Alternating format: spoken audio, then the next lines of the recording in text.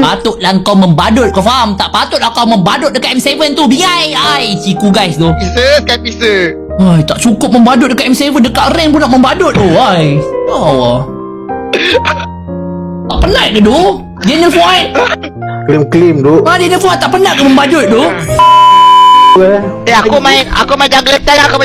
Aku dengar macam ciku nak menyelah. Dia nak menyelah. Boleh. Ya, kita support dia. Boleh. Duk, ciku ni duk. Main apa lah ciku ni duk. Hero dia bahaya sikit. Tengah cik. No! Sabar. Tadi kat screen. Tengok je. Guys, kau tengok ciku, kau tengok dia main golin apa, kau tengok lah habau ni main apa.